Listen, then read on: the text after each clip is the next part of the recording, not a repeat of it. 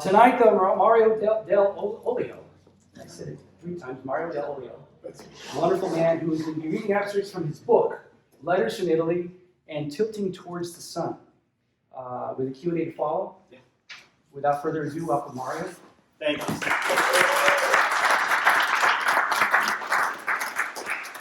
so great to see so many familiar faces. It seems like impossible that we just moved here in July. It already feels like we've been home for many, many years. So thank you for all being here and supporting us. So I'm so excited about this book. I spent 45 minutes on a FaceTime with my mother today.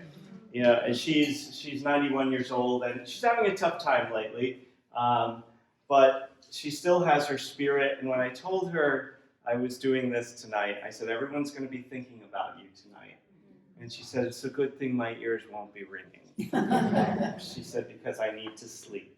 So she still tells me that when she cannot sleep at night, that she reads the happy sections of her life story. So I spent 4 years researching and writing this book. It really came out of, it was out of chance. The book wasn't what I had intended. She had saved these letters that she and my father had written to each other for 2 years. They had never met. A photograph came out of an envelope that his brother had mailed to his parents. They were living in New York City. And my grandparents weren't literate, so he's reading the letter announcing the engagement of my uncle, my father's brother, to my mother's cousin. And he saw the picture of 2 couples with this stunning woman in the center, the only one uncoupled. And he was like, who is that girl? And so he asked if he could write. He wrote a little letter back to his future sister-in-law, and my mother promptly said, absolutely not.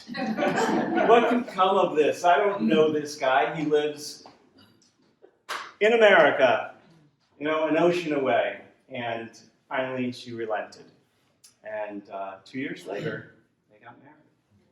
So here is an excerpt of their very first meeting.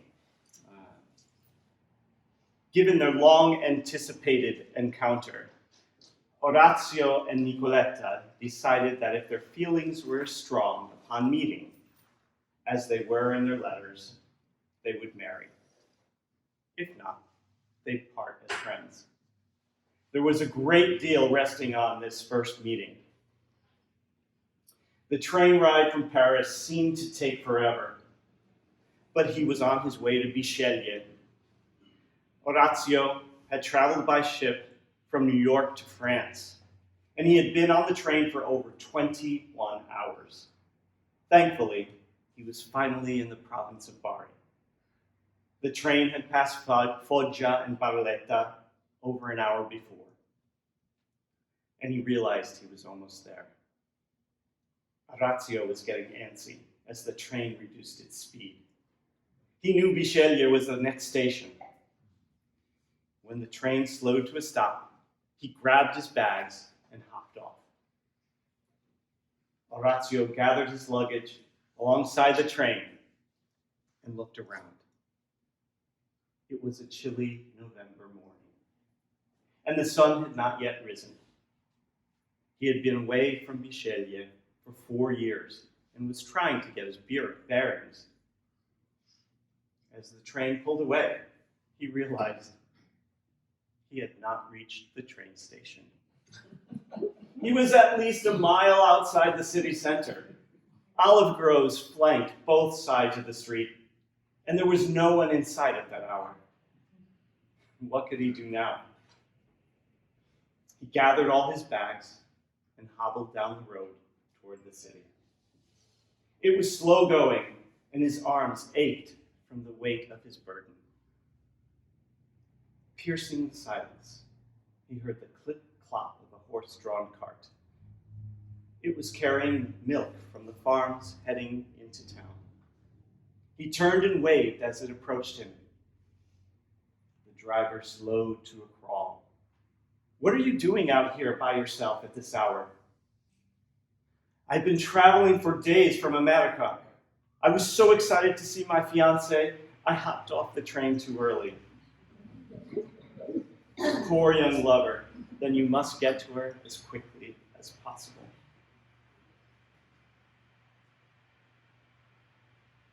It was only 6 in the morning when he arrived.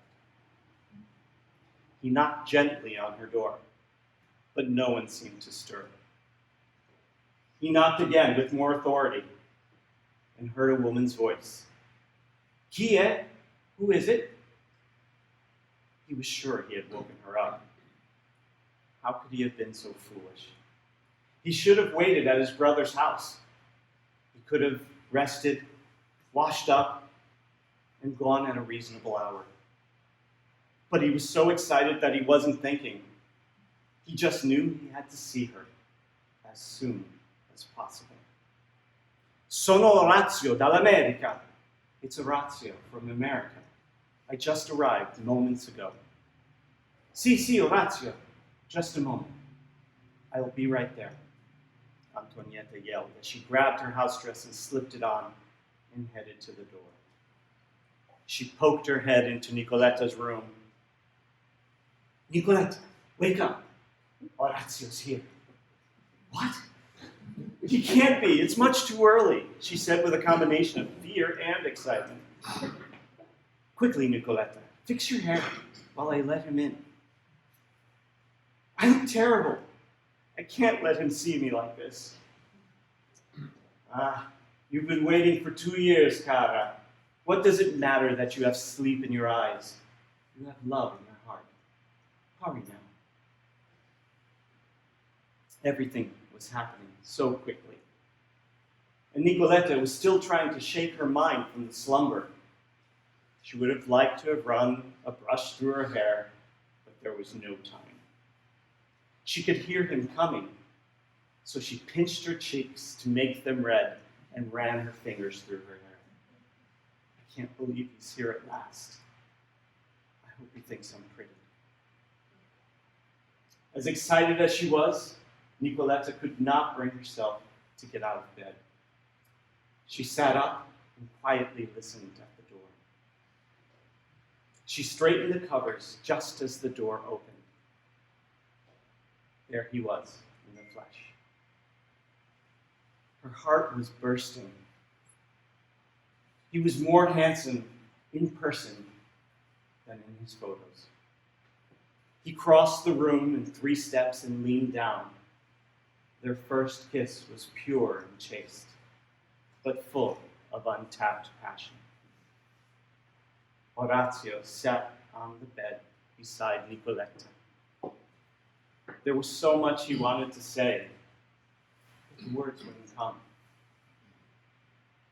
"You look beautiful, Nicoletta. I can't believe I'm actually here with you." "Oh, Orazio, I look terrible. I didn't even get to fix my hair." "Not to me, my love.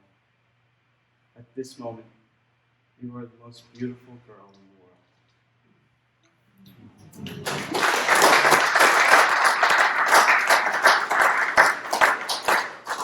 So, needless to say, they got married.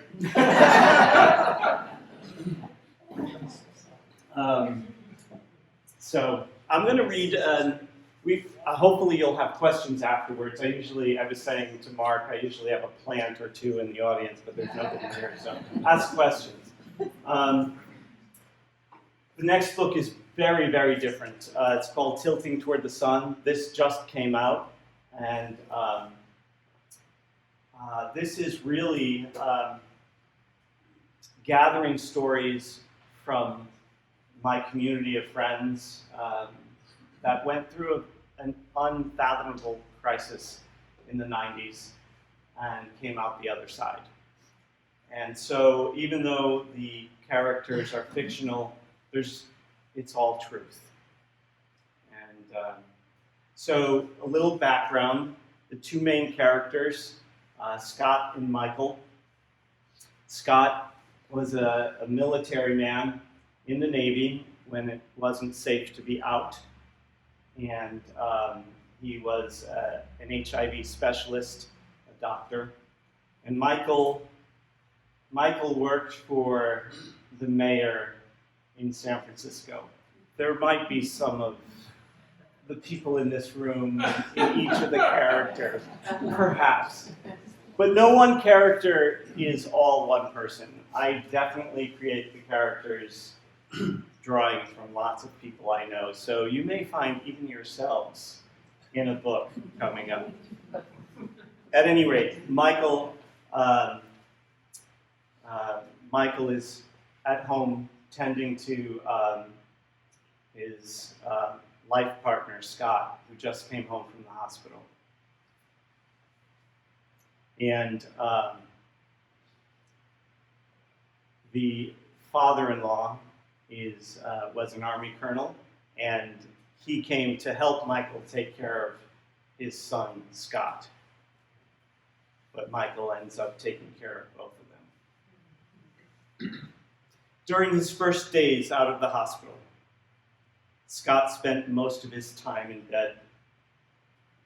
That left Michael to entertain the colonel. Each night, they'd sit at the dinner table in relative silence.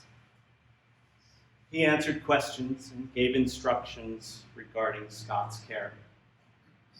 One night, after several martinis, the colonel's guard was down. "I'll never understand why you took him away from the Navy. None of this would have happened." "What did you say?" "Scott had a brilliant career ahead of him," the colonel slurred. "Then he got all mixed up in this gay nonsense." "Are you accusing me of making your son gay? You think he left the Navy because of me? He was fine before you came around. You're an ignorant bigot, and you're in my home. How dare you speak to me that way?" The colonel drew back in shock. Michael was always kind and gentle. The colonel didn't know how to react, but Michael had had enough. He let his anger and frustration out. "If you had more than 2 drunk brain cells in your head, you'd know that Scott has always been gay. Though I'd like to take credit for his sexuality, I don't have that power. You and your limited worldview let this virus spread unchecked for years. Thousands of people died before the government took any notice. Why? Because it was happening to throwaways, gay men, IV drug users. Who cares about them? Let them kill each other off. That'll solve the problem. In your callousness, and you've blinded yourself from seeing how happy your son is, how in love he is with me and I with him. You haven't noticed that we have a better marriage than either of your other sons. Being gay has nothing to do with it. But you can't see that, can you? You just sit in judgment of us, shrouded in the shadow of ignorance, while Scott battles this disease every day. Rather than cherish the time you have with him, you push us both away. I should throw you out of our home right now, but for Scott's sake, I'll pretend that everything's fine and dandy. But don't you ever dare to degrade me or my relationship with Scott. Not while you're in my house." The colonel cowered in silence. He was rarely bested by anyone, let alone Michael.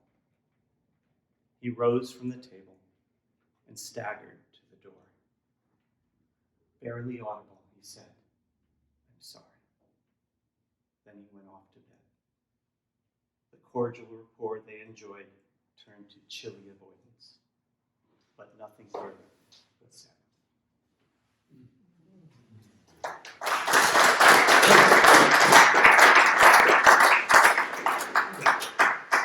You know, it's hard to write about this. If you lived through, and all of us did, the 90s, especially in San Francisco or in New York, you saw and you witnessed the pain of so many people in our community. But what was really interesting to me was that at this point in our lives, very little is written about those of us who survived. And I really wanted to write something that talked about a love that survives. And the book means a lot to me. That one's a very strong moment. And, you know, in our lives, we've had to deal with that judgment and people not accepting us. You know, we think because we live in the Bay Area here that it's gone. It's not. You know, as a teacher of teenagers, even in New York City, it's all fine and dandy until it's your child. And so for the person coming out, it is still the most difficult thing in their lives. So anyway, all right, I'm going to read one more thing. And this is my very first book. This is what started the whole journey. And so it might be strange to us. Many of you know that we're from New York, but we weren't from New York.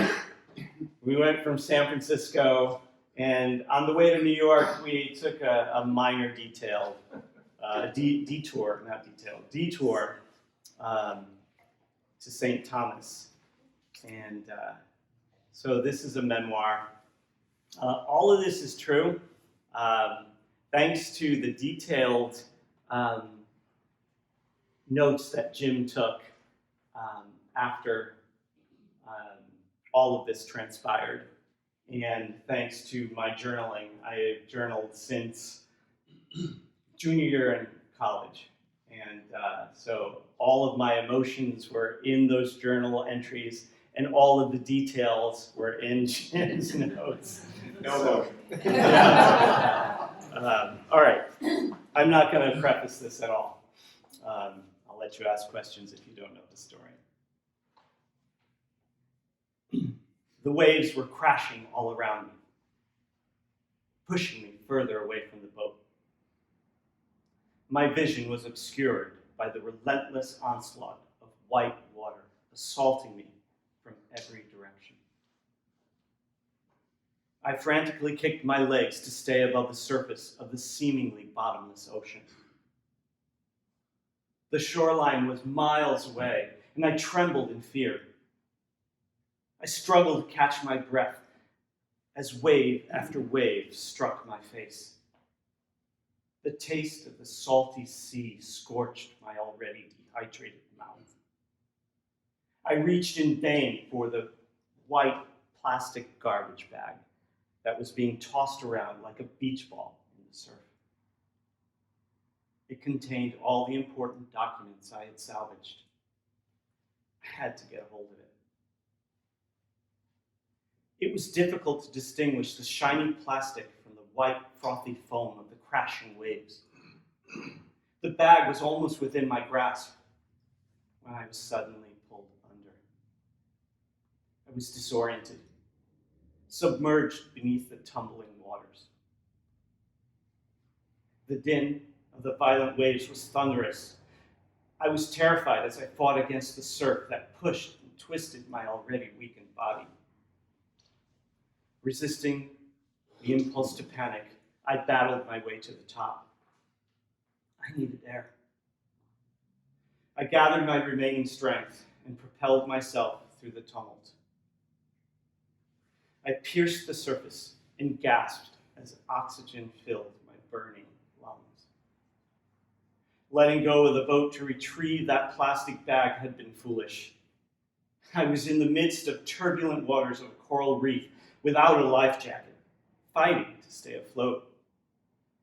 I had lost sight of the bag and was desperately scanning for it when it popped up after being submerged. This time, I managed to grab a hold of it. At least we had our passports and the little cash that we had brought with us. But at that moment, I didn't feel relief. Rather, an irrepressible anger welled within me as I looked up at the gray sky. "What the hell have you done to us?" I screamed. It was an incredibly irrational response to the circumstances I found myself in. I didn't cry or even feel particularly relieved. Instead, I erupted in anger towards God. How could he have let that happen to us? My worst nightmare was coming true. We were miles from the shore, getting pummeled into the coral reefs. My body began to shake as I felt my fear of the open ocean welling within me. Would we survive? Barely keeping my head above water, I used my free arm to battle my way back to the dinghy, all the while seething with anger. How did we end up here? What possessed us to leave San Francisco? We had successful jobs, a beautiful home, and a community of friends whom we loved. The plans we had for our future were grand. We traveled extensively, and every country we visited held some allure. We would fantasize about what it would be like to live in Italy or Ireland or Spain.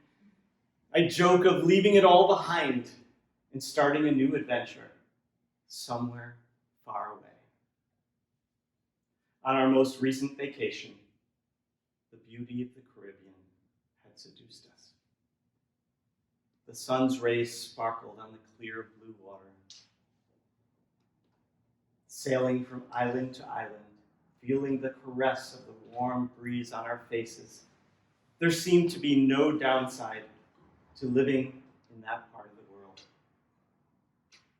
After years of fantasizing about retiring in an exotic location, we took the leap of faith.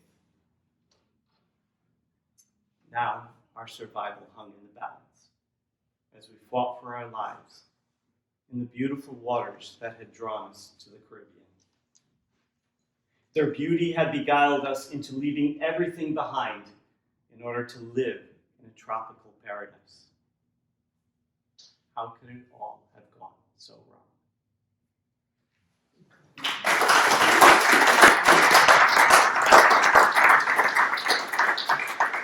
So I don't have a style, obviously. They tell authors stick to one genre, and you get a following. Well, that certainly didn't work for me. I just write what I think and what I like. So anyway, questions? So many. So maybe a spoiler alert, you may not be able to tell us, did the Colonel ever come around? Sort of. It's very interesting.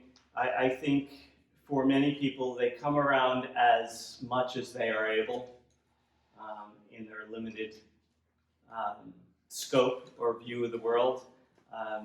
I know so many people and so many of our families where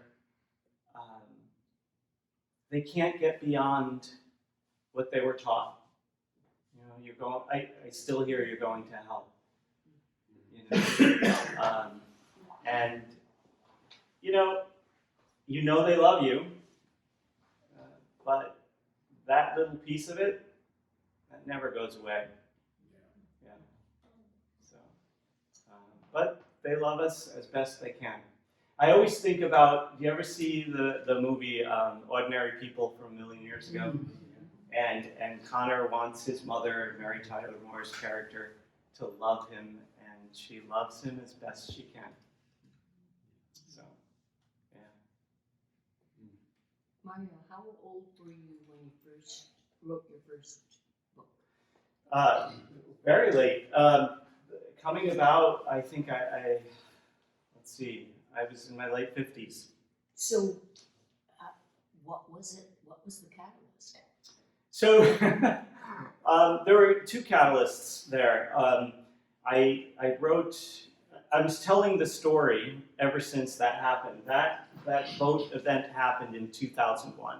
We left San Francisco. We were supposed to fly to St. Thomas on 9/11. So it was, everything was up in the air. It was such a traumatic event, to say the least. And we, looking back on it, probably shouldn't have done it, but we did all the right things. We hired a captain, we hired a crew. It wasn't like we went out willy-nilly. We knew what we were doing, but you can't. Mother Nature does what Mother Nature does. But, whenever Jim and I were together, after it happened, people were like, so what, tell us what happened. Tell us the boat story. And after a few glasses of wine, the boat story came out, And it was always like, Jim would remember a piece of it, I'd remember a piece of it, but it was very intense. And I had been teaching in New York City for a while, and at a certain point, I started telling a snippet of the story as part of the senior retreat about turning points in your life. And obviously that was a major turning point for us, and how you can make something positive, but it's all in the way you approach it, And I knew at a certain point, by the time I got to that point, I was like, I learned a few lessons from that. And I didn't learn them because a God put me through that to test me. I always hated that. Like, what kind of God is that? Like, you believe in that kind of God who wants to punish you. Like, would you do that to a child? Like, here, touch that hot stove. Yeah, go ahead. Oh, so you burned yourself. Now you learned a lesson. So I always hated that kind of image of God, So roundabout way of answering your question, at a certain point when I tried in 2013 to write the book, and I just couldn't get it down on paper. I just didn't have it in me. And then, because I didn't think I could write, I was like, I always hated writing papers as a kid, And then I went for my doctorate and I had to write 200 pages, and I was like, I guess I could write. And that's what did it. But the funny thing was that I started writing this, and I gave it to the first person that, this friend of ours, and she was like, you can't write this like a dissertation. It's, it's like, it's way too technical. So your writing is formal, too formal. So just tell the story the way you speak. So, and a workmate of mine, I called her my desk mate, when I was going through the writing process. She was like, don't write in order, just write what's in your mind. You can organize it later, right?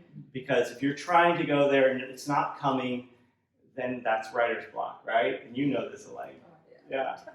But if you sit down and you're like, oh, this is in my head, just get it down on paper, later I could either throw it out or put it where it needs to be. But at least I continue to write. So yeah. And then I caught the bug. Then I was like, this was fun. Yeah. How difficult was it for you to create characters out of different people that you knew? Actually, that came quite naturally.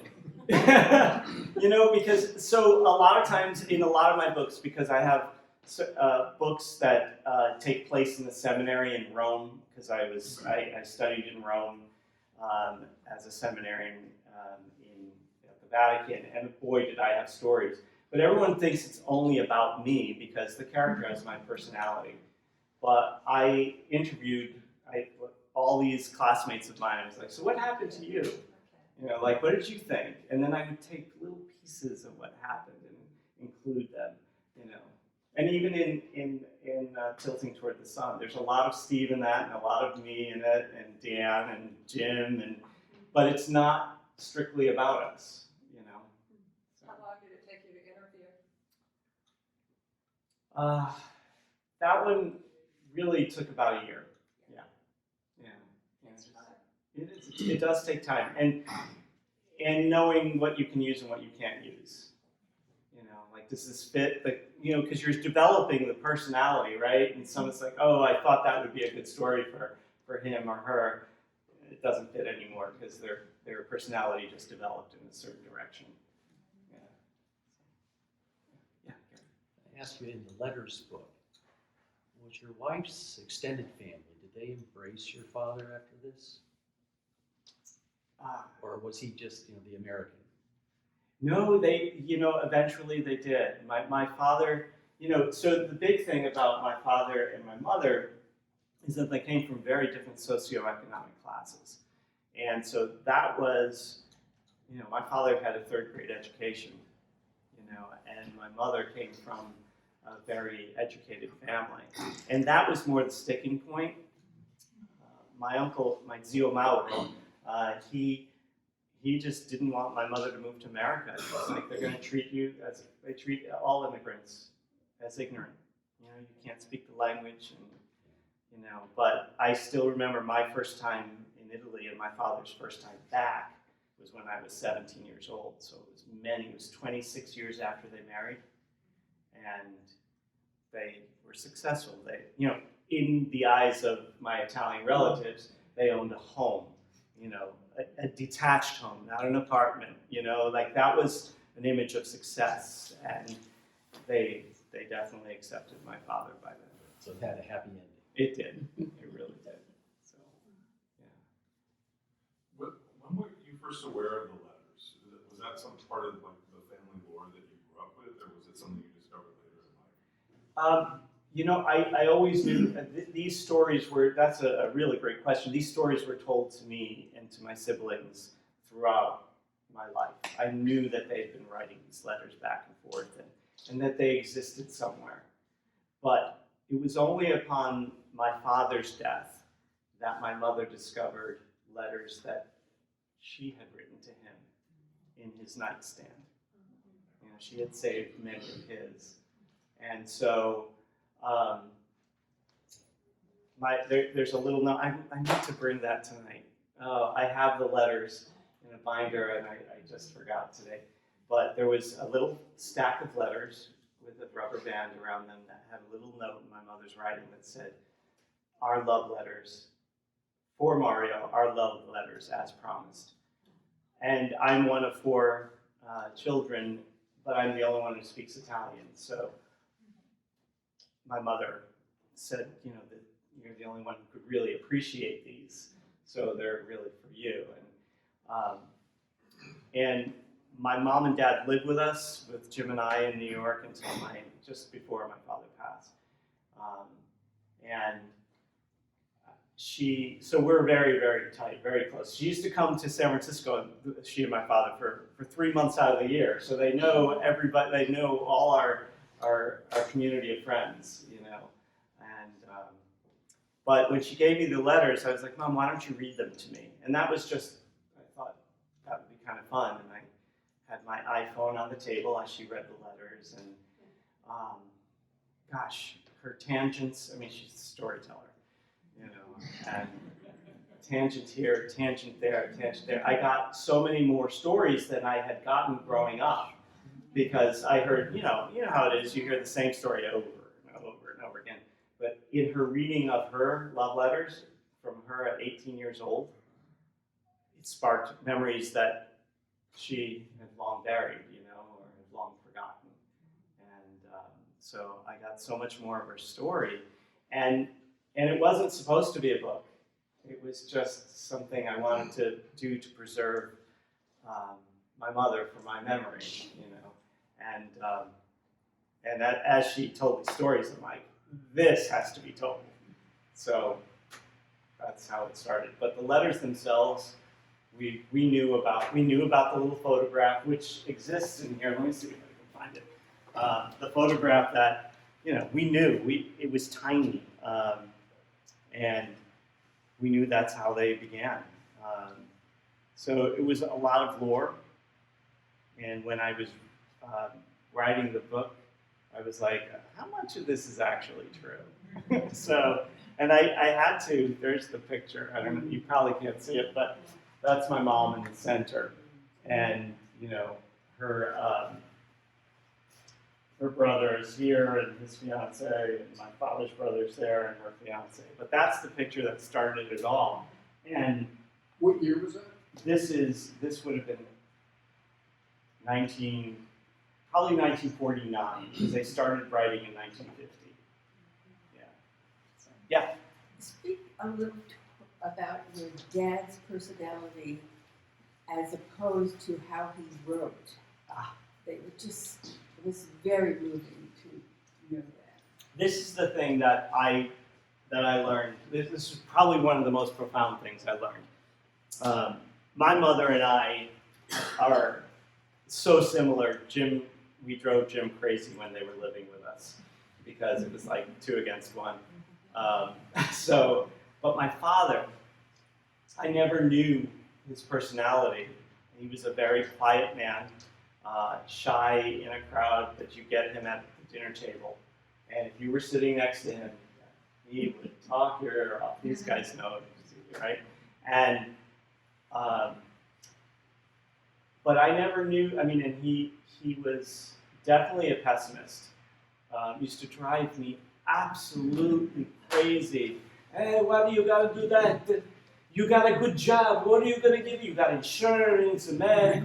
No, I was like, Dad, I want to be a teacher. Hey, no, the phone company. You get an insurance. And I do remember saying to Dad, like, you have a job to work. You work for your family. Your family is everything to you. And I said, I'm single. I have nothing. I said, my passion is my work. And he just couldn't get it. But in these letters, when my mother was reading them, I'm like, he went out and chose beautiful stationery. And I think 1950s, like you've got all these flowered, little violets. I'm like, you were so romantic, And he was just, the letters are just so filled with love and emotion, and I always dreamed of having a beautiful girl like you from my hometown, and He was very romantic. Oh, I was like, I would have fallen in love with him. But he would, like to me, he was like we were oil and vinegar, oil and water, just always. We never, we just didn't. We just missed, And so I feel really, really privileged to get to know him after his death, really, through these letters. Sensitive. I always knew he was sensitive. You'd come to the house, you'd say, "Oh, that's a very nice." He did this to my mother. There was this whatever she had, vase or this or that or the other thing, and somebody complimented me. Hey, you like? Take. My mother said. He did it all the time. I compliment his t-shirt. It would appear after laundry folded on my bed. So I knew that was there, but, it really comes out in his words and his love letters. Did he pass before the book was published? Oh, yeah. He passed in 2010. Yeah. On my birthday. Yes, it was. Yeah, the funeral was on Jim's birthday. It was sad. It was very sad. But he lives on. Like I think the best gift I've given my mother in all my life is this book, because he is. She tells me this. Like he's living in these words. He's living in these letters that are now there, accessible to her. Just translated into Italian, so. Well, and how you wove not only the letters between them, but what was going on in her life and how she was struggling to exist. And you gave such a wonderful picture of what life was like in the ordinary family in Italy. It's really. Thank you. This was the thing, like I had heard so much about, I didn't know why there were such economic ills in Italy at that time. Growing up, I just knew that people left Italy for a better life, And then I had to do the research, and I was like, learning about Mussolini. Mussolini was like, for my fathers, hey, Mussolini, he got the roads, they paved the road, people go to school. Like Mussolini was this figure that loomed large as a person who really improved Italy. Well, meanwhile, Meanwhile, we know what he was like, right? And what a dictator. And it parallels the United States in many ways. How somebody who could be very negative and very egocentric could just, woo a public and get them on his side, and then he could do whatever he wanted as he gathered power. So weaving that history was an important part of the background of why they were experiencing what they were, and so I learned so much about my own history. It was interesting, a good friend of mine, a colleague from the school I taught in New York, a historian, chair of the history department, he was like, I gave him the first version of the book, and he was like, people don't know anything about Mussolini, like you do, but you need to give us the background. And he's the one that said, put the history in there. Like he was like, we need to know, and it was probably the best piece of advice on the book I got. It really made you understand why people made the decisions they made about leaving. Because all you thought was, well, people just leave Italy because they have nothing better to do. Right. And that really was Oh yeah. the lack of work, the lack of food, that was in fact very fascinating. That happened before the war. That's the thing. My maternal grandfather left Italy to go get work because of Mussolini's, that there were all these sanctions against Italy for his invasions of all these places. So it was good, really interesting information to gather. But it was hard. Some of it was difficult to find. Like some of the allegories about what happened in the towns, like when the Nazis came, that was tough for me to find. Well, you pronounced the name of the town. Very giving. Okay, so Italian lesson. GLI is the hardest thing to pronounce in the Italian language. It's actually pronounced like ye, L-Y-E, ye. So it's Biceglie. So when you see a lot of Italian names with GLI or GLO or don't pronounce the G. I wouldn't begin to tell you what I thought it was. Yeah, a lot of people would say Biceglie. Yeah. Yeah, it's Biceglie. Yeah. So. Any other questions? I want to read that sailing book. The sailing book. Yes. Yes. So other than the one person that told you to include the history, do you have a community of people that you were, that you bounce ideas off of?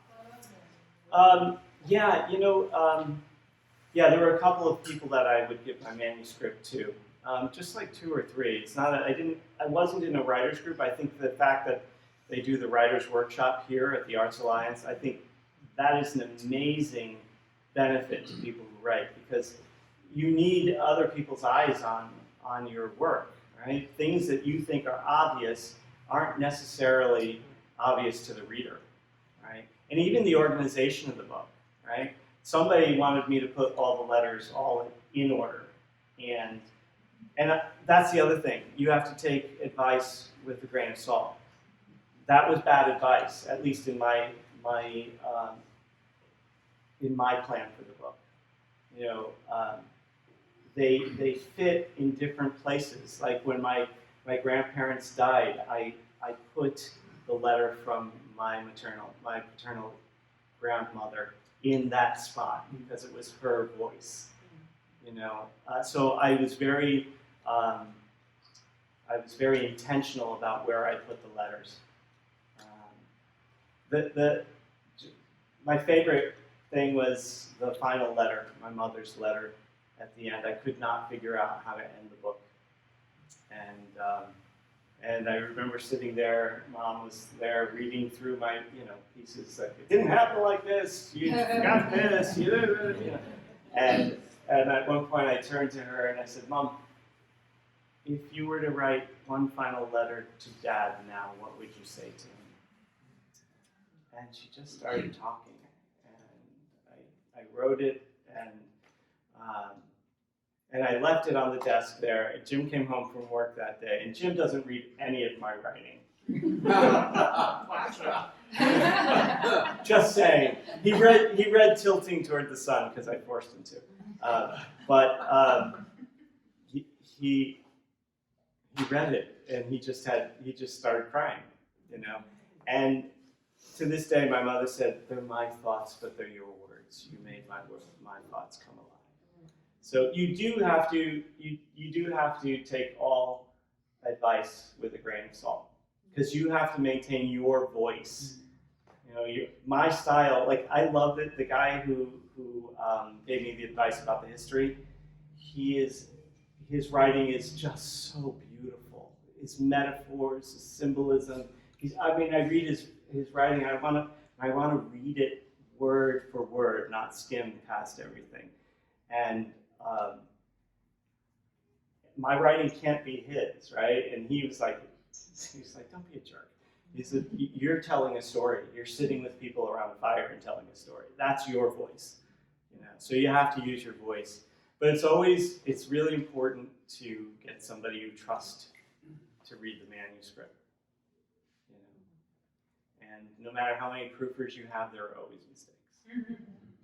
And I want to thank you for changing those Italian names so that I know it was like reading a Russian book. And even still, it's difficult. There are so many names that are the same. Like, I had to change so many of them. Everybody in my family's name is Francesco and Mauro, and Maria, and Antonia, and we all have the same names. I have at least 6 cousins who are named Francesco, because it's named after the grandfather. You know, so. I wrote a couple other books, just so that you know. The one called Body and Soul, it's actually, I have to show you the cover, because even though it's not about Jim, he's on the cover. So With hair. this is Jim from when he was in seminary. And so, because I didn't want to pay for a graphic, let me go into my file, and I actually put this. So that's Jim, but this book is not about him. This is about this is an interesting one. It goes into 2 different timelines, where two college people who get together for the first time, and then they part ways, and then in their 50s they meet up again, and what happens then. So it goes back between like the 80s and present day, and obviously one of them becomes a priest.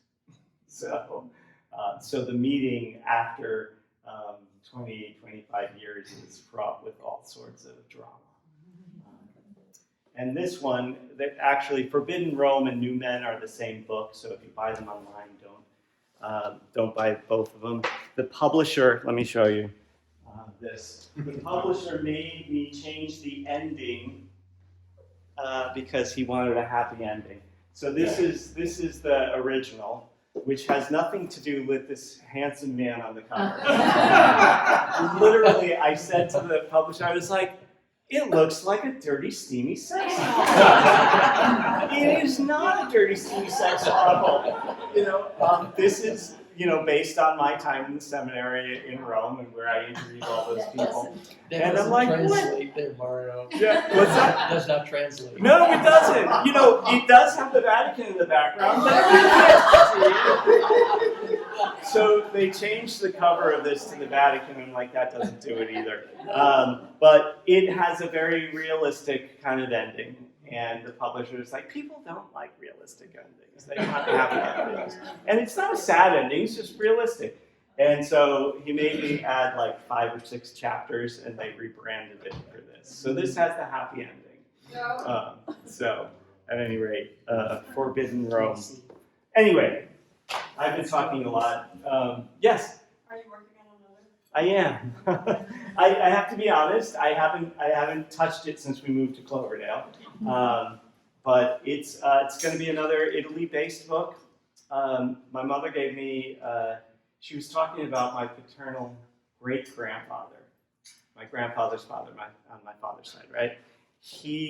what a lazy, dumb, charlatan. Yeah, he was just not a good man. But he was handsome as all get out. Your father was a handsome dude. Yeah, he was handsome. My father was definitely handsome, and it ran in the family. I don't know what happened to me, but they all had full heads of hair. I'm like, "Ah, what happened?"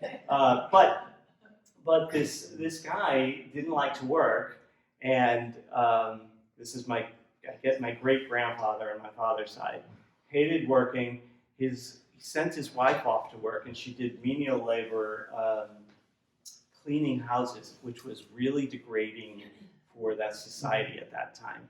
Meanwhile, he'd be out carousing with loose women, and during olive picking season, he'd bring his 2 kids or whoever, how many they had, and he'd take a nap under the tree and have the kids collect the olives. And that one little vignette was enough for me to get a character. So and because that takes place during the Risorgimento, the unification of Italy. And so I started doing the research about how, here's the thing, southern Italy, the north is poorer, and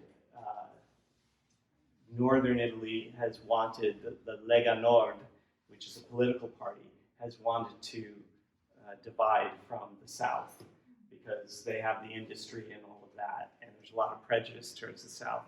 In my research, I discovered that the kingdom of the 2 Sicilies, which is Sicily and all of southern Italy, where Naples is, and Bari and all of that, Puglia region, was the most wealthy and had the most money in the bank, because it was just very wealthy and had industry. When they combined all the different city-states and regions of Italy, the northern Piedmont region took all the money from the bank and actually moved factory machines and all that stuff to the north. So they raped the South, basically, of all their wealth. And so I'm going to write a story about that. What year are we talking? 1860. Yeah. Yeah, 1860 to 1880s. So I have a question that has kind of a few parts to it. Was it difficult finding a publisher? Yes. Did you self-publish, and do you have the same publisher you started with? Such good questions. So these 2 were self-published. I got one publisher who wanted this, but I didn't trust the publisher. There are a lot of shysters out there. A lot. So I was like, I like the story. This really isn't for anybody else but people who know me. And so I self-published. And then I self-published this, thus the cheapness on getting James Sandwich. But he's so cute. He is cute. And then, as much as I hate Twitter, it was through Twitter and my presence on Twitter that I found the publisher for these 2 books. Bless you. And so they were okay. I don't like them all that much. I don't think, like I said, I didn't like what they did with the cover. They made a lot of decisions that I wouldn't have made. So when Letters from Anne, funny story, they turned this one down. And this other publisher took it on, and this has been a bestseller for this other publisher, so it makes me really happy that they didn't get it. So Tilting from the Sun and Letters from Italy are with this new publisher.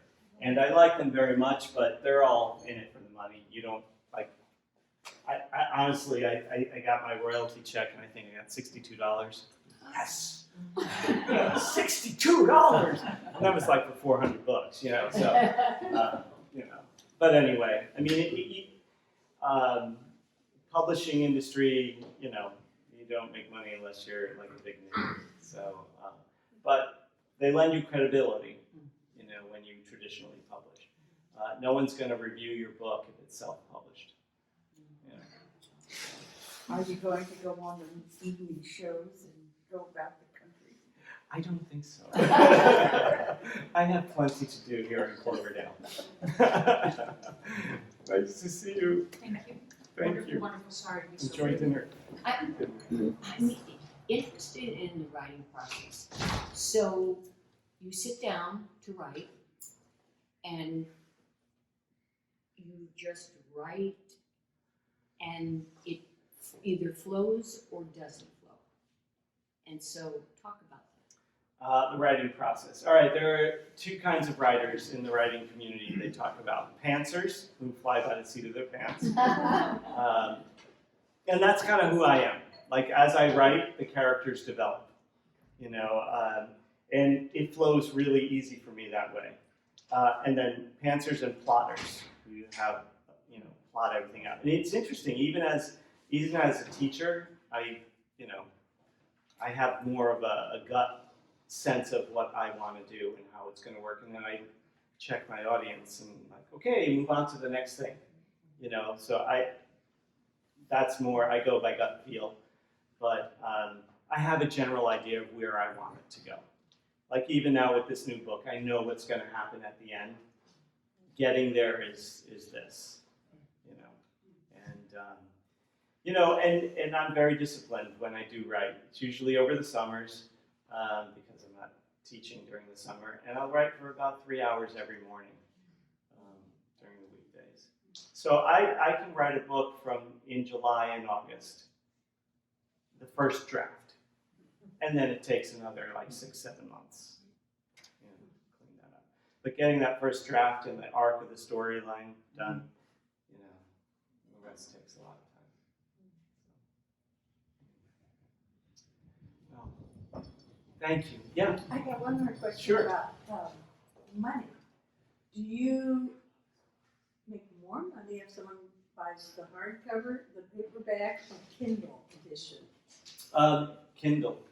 Oh, Yeah, good. you make way more money on Kindle. Good. I don't Or feel so guilty now. unless you buy it from like over here. If you buy it from here, we get more money because the publisher, I have to buy them from the publisher, Oh, that's right. right? Yeah. And then, you know, then I can sell them for the list price.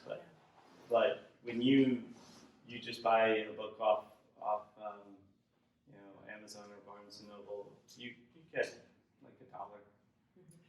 Yeah. That's not an exaggeration. You know, so, but you know what? I write. You write because you want to. So yeah. You're also paying for print and production, right? Yes. Yeah. Print and production. So the self-published ones, you know, by the time you order it and get it, they cost you about $12. Yeah. So, and everything's gone up. So, but again, you know, it's fun, and if you're a storyteller, you just love doing it. Anyway, I don't want to keep you here too long. I will be here if you want me to sign your books, if you have it and all that. And I just thank you all for coming. It's really so heartening to have you all here and all of my friends out here. So Thank thank you. you.